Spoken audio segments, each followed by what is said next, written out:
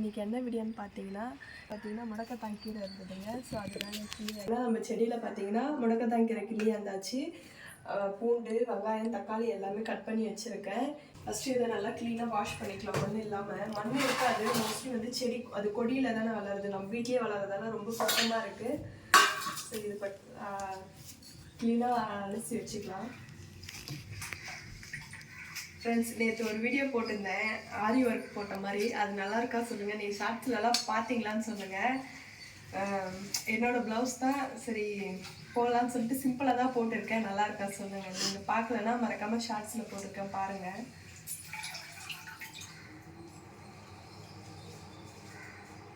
மாமாவும் வேலைக்கு போயிட்டாங்க. காலையில் டிஃபன் கொடுத்து விட்டுட்டேன். என்னன்னு தெரியல, இந்த மழை பகல் ஃபுல்லாக மழை பெய்யலைங்க. சாயங்காலம் நைட் ஆனால் ஸ்டார்ட் பண்ணிக்குது மழை. ரொம்ப கோல்டாக இருக்குது. அதுவும் இல்லாமல் இடுப்பு கை கால்லாம் ரொம்ப வலியாக இருக்குது. ஸோ அதனால் இது வந்து முடக்கத்தாங்கரை வந்து ரொம்ப நல்லதுன்னு சொல்லுவாங்க இல்லைங்களா. ஸோ அதுக்காக தான் இதை வைக்கலாம்னு சொல்லிட்டு இன்றைக்கி பிளான் பண்ணியிருக்கேன். கீரை க்ளீனாக அலசி வச்சாச்சு. இப்போ பார்த்தீங்கன்னா கடாய் வச்சு எண்ணெய் ஊற்றிக்கலாம்.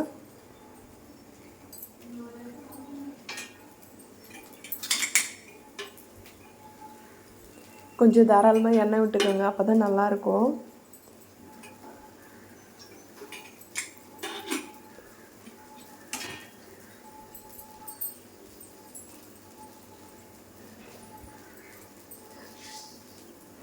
மிளகு, சீரகம் லைட்டாக போட்டுக்கோங்க.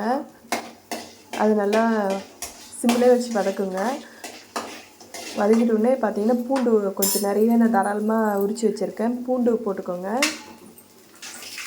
பூண்டு நல்லா வதக்கிட்ட உடனே நல்லா பாருங்கள், இது மாதிரி எண்ணெயிலேயே நல்லா வதக்குங்க. வதக்கிட்டு நான் நிறையவே ஒரு 2-3 பல்லு பூண்டே சேர்த்துருக்கேன். பூண்டு நல்லா வதங்கின உடனே பார்த்தீங்கன்னா வெங்காயம் சேர்த்துக்கலாம். அதில் பாதி வெங்காயம் மட்டும் நான் கொஞ்சமாக நிறுத்திக்கிட்டேன். அதுக்கப்புறம் திரும்பவும் தாளிக்கணும் இல்லைங்களா. இந்த பேஸ்ட்டு, அதாவது இந்த கீரை முடக்கத்தான் கீரைலாம் போட்டு வதக்கும் இல்லைங்களா, அதுக்கப்புறம் திரும்பவும் தாளிக்கணும். ஸோ அதுக்காக கொஞ்சமாக நிறுத்திக்கிட்டேன் நான்.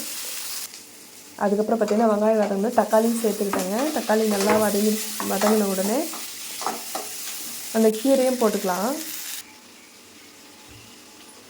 ஒரு கைப்பிடி அளவு நம்ம செடியிலே ஃப்ரெஷ்ஷாக வந்த கீரையை போட்டுக்கிட்டேங்க. இது நல்லா வதங்கின உடனே இது பாருங்கள், இந்த மாதிரி நல்லா வதக்குங்க. வதக்கிடுச்சுங்க. சரி, இது நல்லா சூடாகணும். ஃப்ரெண்ட்ஸ், இதை பார்த்தீங்கன்னா ஆற வச்சு அரைச்சிக்கலாம். அரைச்சிக்கிட்டு அதுக்கப்புறம் திரும்ப குழம்பு தாளிக்கலாம். ஃப்ரெண்ட்ஸ், இங்கே பார்த்தீங்கன்னா வதக்கி வச்சுருக்கிறத ஃபஸ்ட்டு நம்ம அரைச்சி எடுத்துக்கலாம். அரைச்சி எடுத்துகிட்டு அதுக்கப்புறம் நம்ம வந்து தாளிக்கலாம்.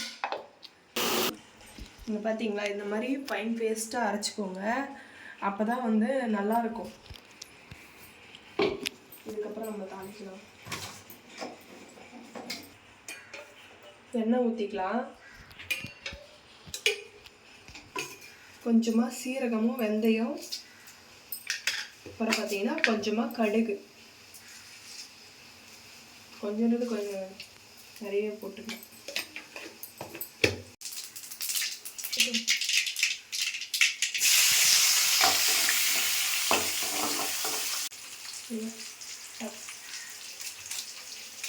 ஃப்ரெஷ்ஷாக கருவேப்பிலை போட்டுக்கலாம்.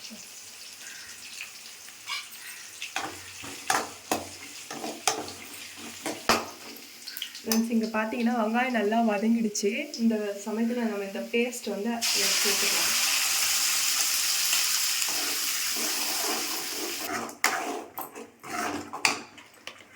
இது பார்த்தீங்கன்னா மிளகாத்தூள், இந்த குழம்புக்கு தேவையான வீட்டு மிளகாத்தூள் தான் சேர்க்குறேன். நான் ஒரு 2 ஸ்பூன் சேர்க்குறேன்.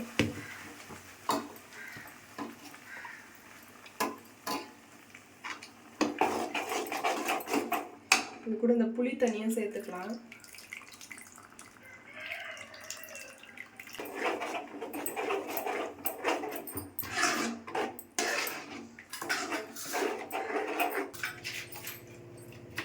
கொஞ்சம் திக்காக இருக்குதுங்களா, சரி கொஞ்சமாக தண்ணி மட்டும் சேர்த்துக்கலாம். இது பார்த்தீங்கன்னா இதுக்கு தேவையான உப்பு போட்டுக்கலாம். ஃப்ரெண்ட்ஸ், இது நல்லா கொதி வந்துச்சுன்னா திக்காகிடும், இன்னும் நல்லா திக்காகிடுங்க.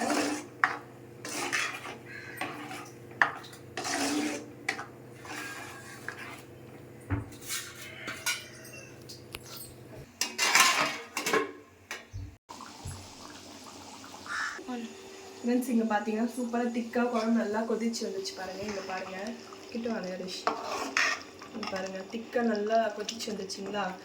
இந்த சமயத்தில் வெல்லம் கொஞ்சமாக எடுத்து வச்சுருக்கேன் ஃப்ரெண்ட்ஸ். வெல்லம் போட்டால் கொஞ்சம் நல்லாயிருக்கும், அதனால்.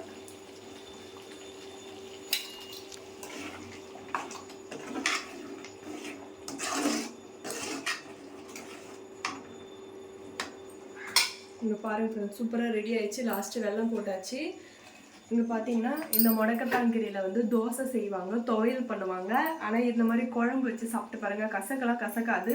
நம்ம செய்கிற பக்குவத்தில் இந்த மாதிரி அழகாக வதக்கி அரைச்சிங்கன்னா அந்த கசப்பு தெரியாது. நீங்கள் வந்து இது மாதிரி செஞ்சு ட்ரை பண்ணி பாருங்கள். மூட்டு வலி, கை கால் வலி இருந்தால் கூட இது ரொம்ப ரொம்ப ரிலீஃபாக இருக்கும். ரொம்ப சூப்பராக கேட்குங்க. ஏன்னா நான் ஆல்ரெடி அடிக்கடி செய்வேன். நீங்கள் இதே மாதிரி செஞ்சு பாருங்கள். இதுக்கு முன்னாடி வந்து நான் வந்து தோசை செஞ்சு சாப்பிட்டேன், சூப்பராக இருந்துச்சு. ஸோ இதுக்கு இப்போ வந்து குழம்பு ட்ரை பண்ணுறேன் ஃப்ரெண்ட்ஸ். சூப்பராக இருக்கும், நீங்களும் ட்ரை பண்ணி பாருங்கள். இதே மாதிரி நம்ம வீடியோ பிடிச்சிருந்தா மறக்காமல் நம்ம சேனலை சப்ஸ்கிரைப் பண்ணுங்கள், லைக் பண்ணுங்கள். பாய்.